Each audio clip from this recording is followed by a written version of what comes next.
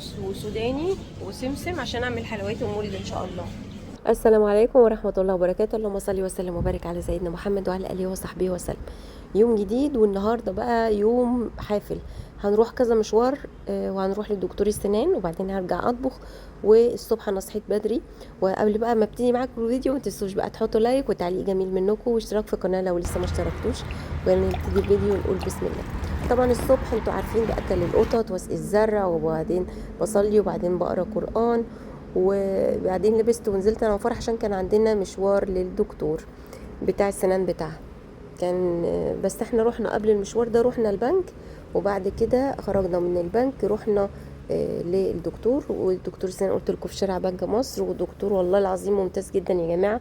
والحمد لله رحنا ما لقيناش ولا حد، واحنا كنا اول ناس رايحين، بس كان في ناس كلهم بيجوا يحجزوا، يعني تقريبا كان في 9 باين ولا 10 حاجزين وكاتبين اساميهم، وعلى ما الدكتور يجي عشان بس تبقى سبقية الحجز.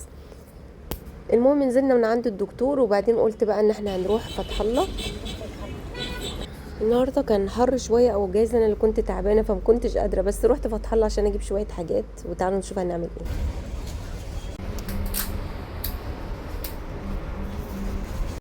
بصوا يا جماعه، المدخل ده ب 42 جنيه على قد الكوبايه دي. تصدقي حلو في التصوير. ليه؟ هقول لك. بصي، هتيجي تحت كده من هنا تحسي ان ده مطبق. بصي اهو، بصي هنا. هناخد ده عشان يبقى اللون التاني برضو. هنا كده. هو زيه عادي. لا انتي مش هتحطي ايدك هنا كده. صدقي. مطبق فعلا. هناخد ده بقى. بقيت نصح. بصوا يا جماعه، ناخد ده عشان فرح قالت لي ده مش مطبق، فهاخد ده عشان ده كده. اكيد. لا مش مكتوب. فرح انا عايزه اجيب دي وفرح عايزاني اجيب دي عشان دي صح. انا قلت لك من الاول. جبت حمص وسوداني وسمسم عشان اعمل حلويات المولد ان شاء الله.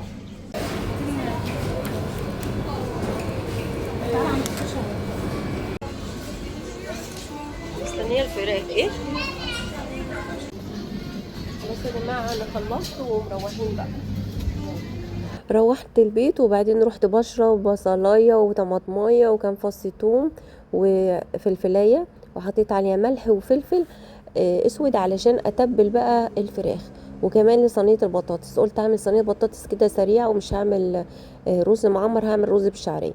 رحت مقلباهم على بعض زي ما انتم شايفين، وكنت اشتريت وراك بس، فرحت تبلتهم بالشكل ده كده، واسيبهم شويه في التتبيله على اما اقطع البطاطس انا غسلتها وقشرتها، وبعد كده رحت مقطعاها بالشكل ده كده، وهشطفها شطفه تانية، وبعدين احط عليها نفس التتبيله اللي انا عملتها اللي في الطبق اللي انتوا شايفينه ده. الاكل عملتها بسرعه، والفراخ طلعت والله طعمها متبل وحلو.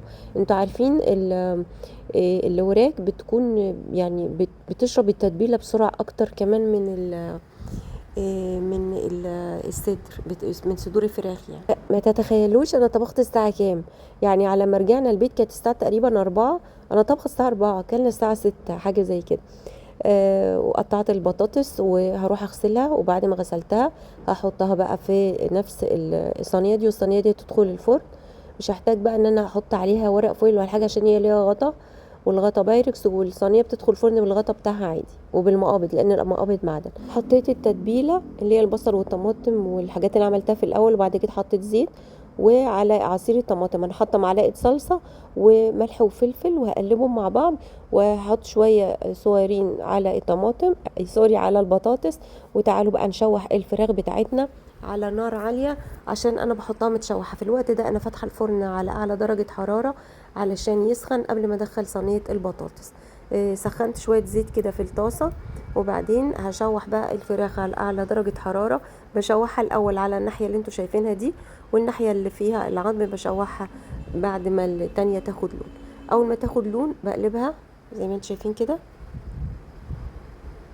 وهسيبها تتشوح شويه، وبعدين اخدها احطها على صينيه البطاطس.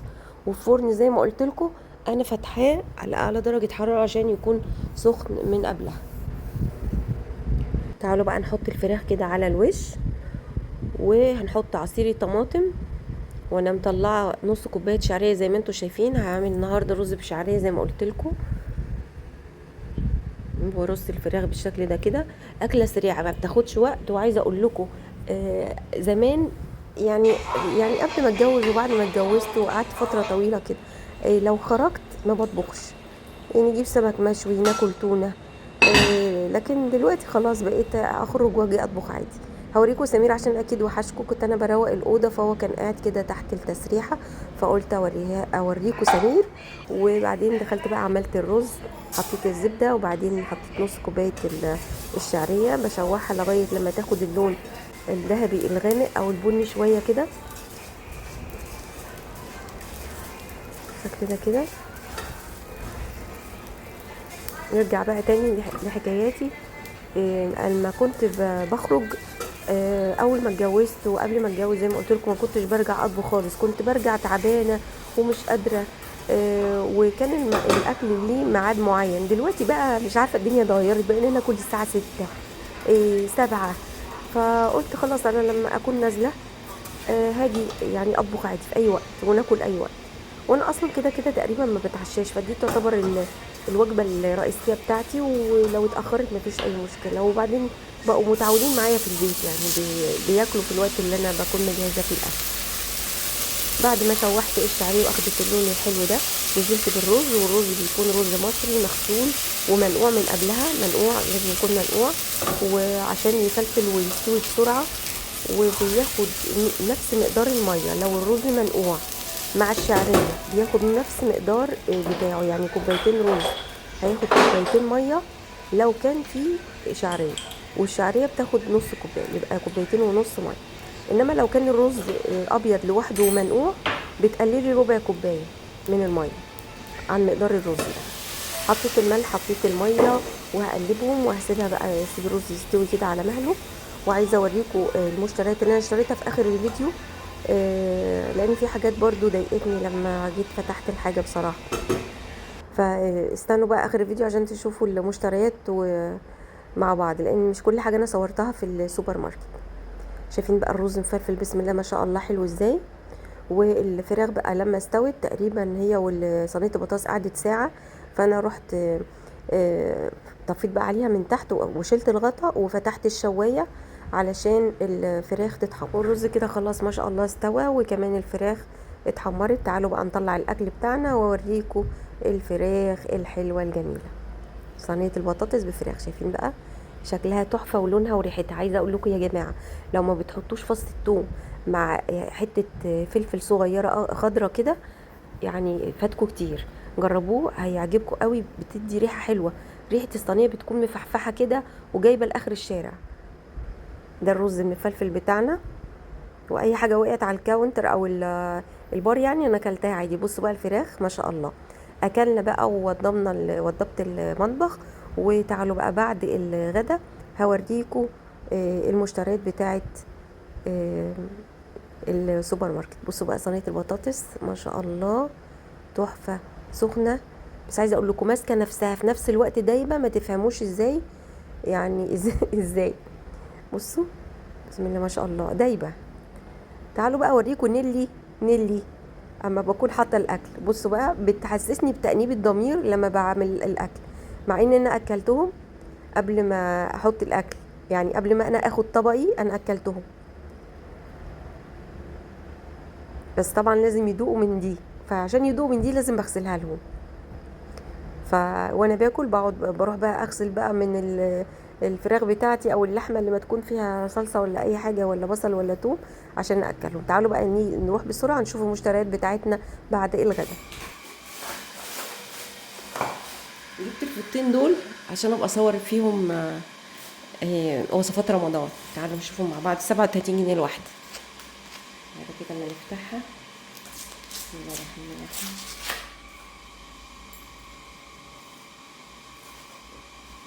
ايه دي صغيره مش نظيفه. ايه ده بقى؟ ده مش نظيفه خالص. هنغسلها مش مشكله. يا رب تكون كلها لون واحد. طب دي الحمد لله دي كلها لون واحد ب 37 جنيه.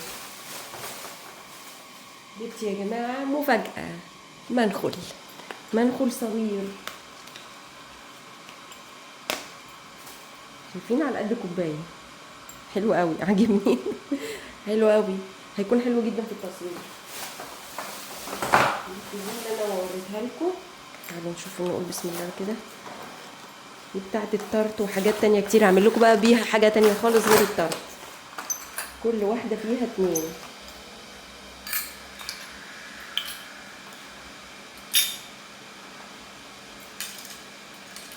دي كمان كله فيه 2. دي مش راضيين يطلعوا يا جماعه، مش عارفه اطلعها. بسم الله الرحمن الرحيم. ترى تطلع ولا ايه؟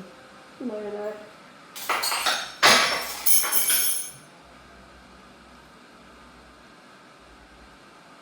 اهي طلعت الحمد لله. اهي دول برضو 2.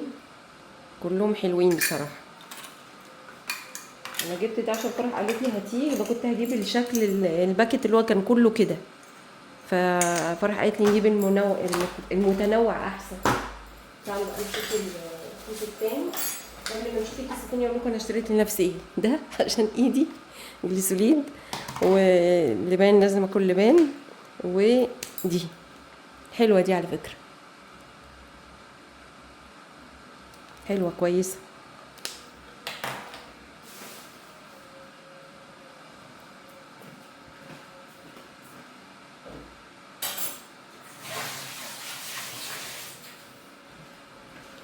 تعالوا اقول لكم بقى جبت ايه تاني. جبت لزاق السولوتيب ده عشان انا هحتاجه، هقول لكم هحتاجه في ايه برضو.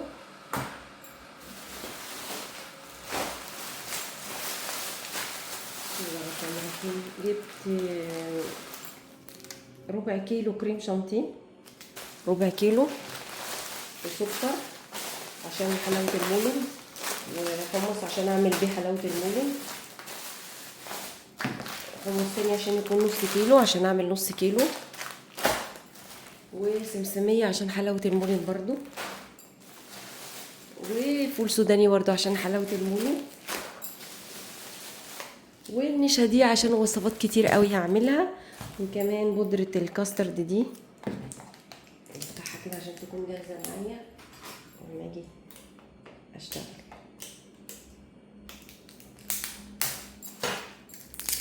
زمان واحنا صغيرين بيكون في منها بالفراولة وبالشوكولاتة، دي بالفانيليا عادي وبيكون لونها اصفر.